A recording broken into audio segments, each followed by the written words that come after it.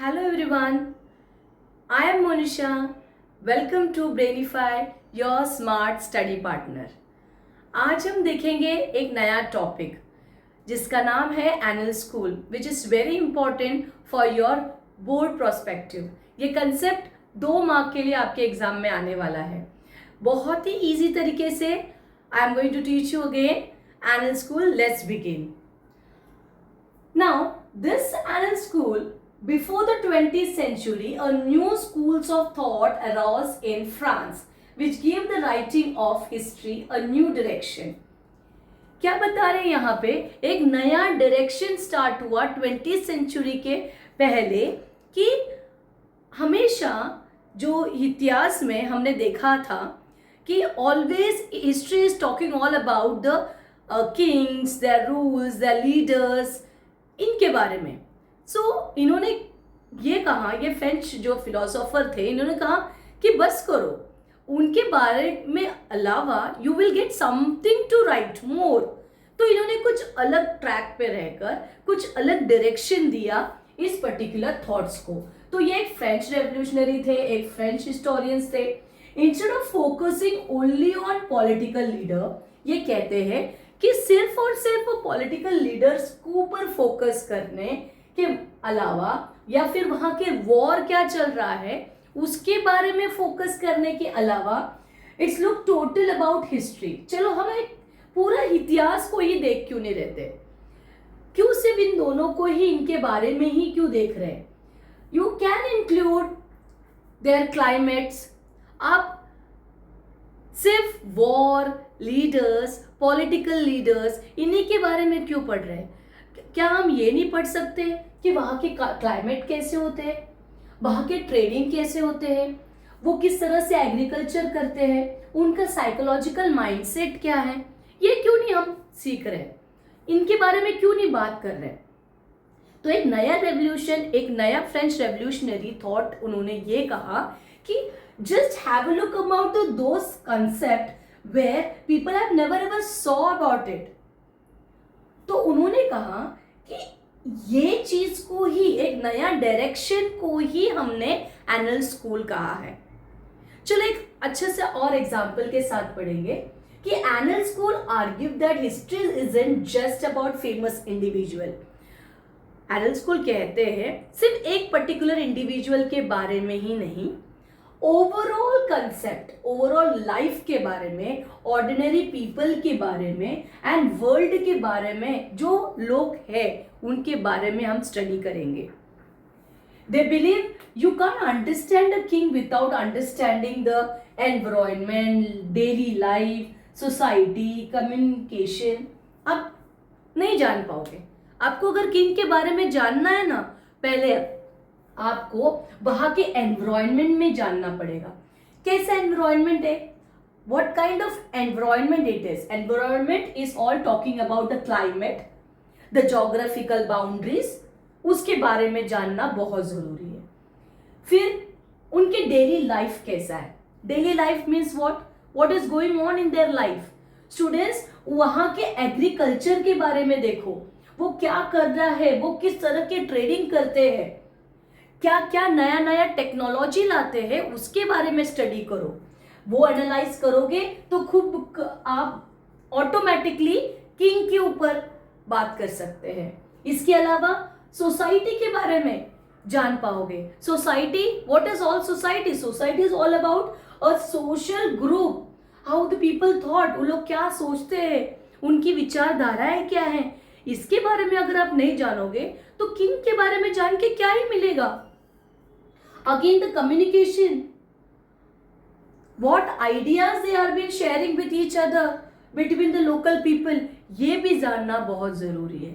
In short, if you talk about कि annual school के बारे में जानना है तो you don't just think about kings, the political leaders, the wars.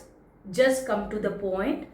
Read about the environment, their daily life, their society, their communication. Now, let's talk about the next topic, that is feminist historiography.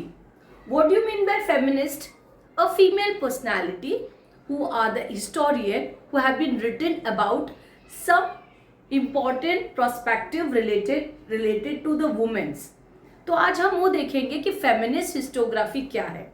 और आपके इस particular chapter में one of the question is there in the exercise, what is feminist histography. Now the name Simone de Beauvoir, a French scholar, insisted about rethinking about the male-dominant perspective and include the woman perspective in historiography.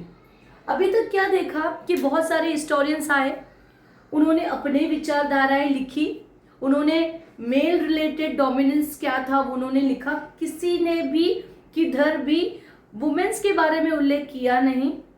तो जब इन्होंने ये देखा, जब Simon दी बियोवियर, उन्होंने सोचा कि why people are just coming out and thinking about the male only, why can they think about female, तो let's talk about female now.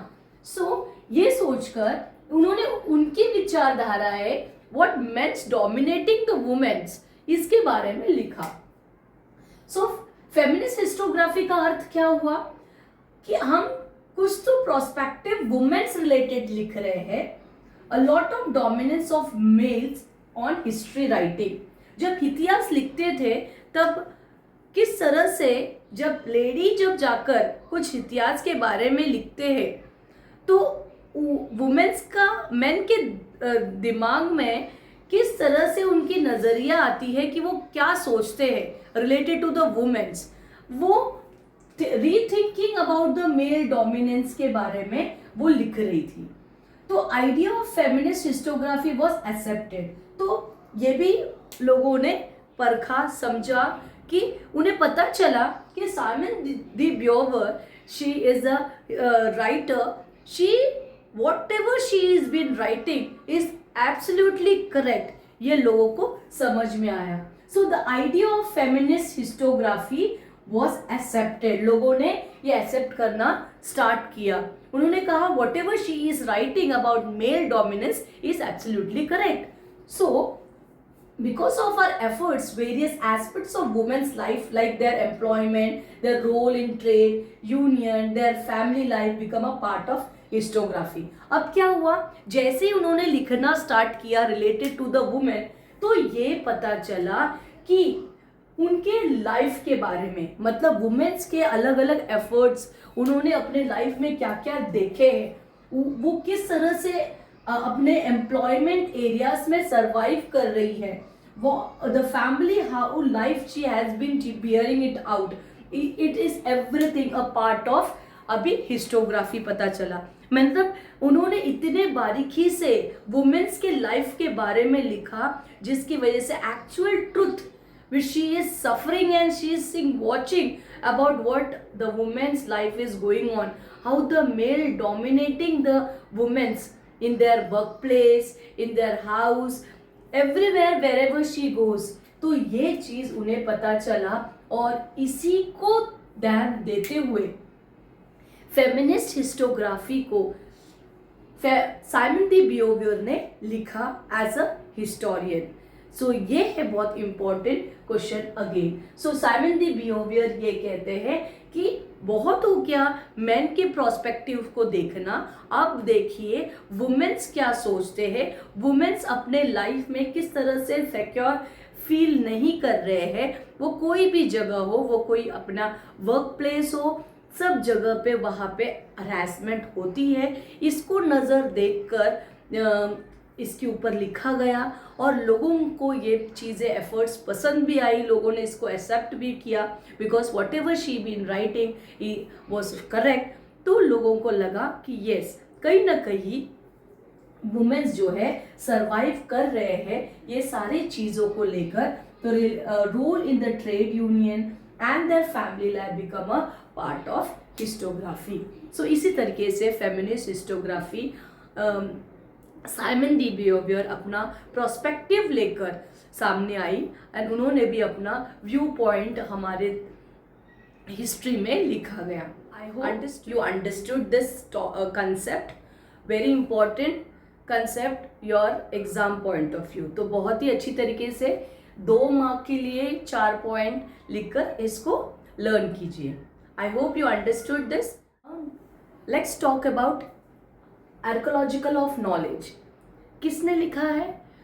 Michael Foucault is thinking about the writing about archaeological of knowledge. ये क्यों लिखा है, इनका perspective क्या है, let's see. According to Michael Foucault, existing method of arranging historical event in a chronological order was not right. ये कहते हैं कि सीक्वेंस के हिसाब से जब कभी भी हम आर्कोलॉजिकल इवेंट्स लिखते हैं वो हमेशा अप टू द मार्क नहीं होता है, विच इज़ नॉट करेक्ट। आपने क्या करना चाहिए, इधर through light on the fact, आपने सच्चाई के ऊपर गौर करनी चाहिए।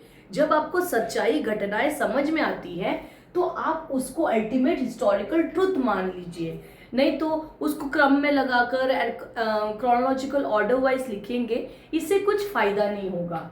सो it attempts to explain various transition in the past. जितने भी चीज़ें घटना घटी थी उसको क्रम में लगाकर उनको ध्यान देते हुए ही सेड कि ओनली डज नॉट ट्रस्ट करो only about history and the truth. According to Foucault, more important for explaining the transaction in history.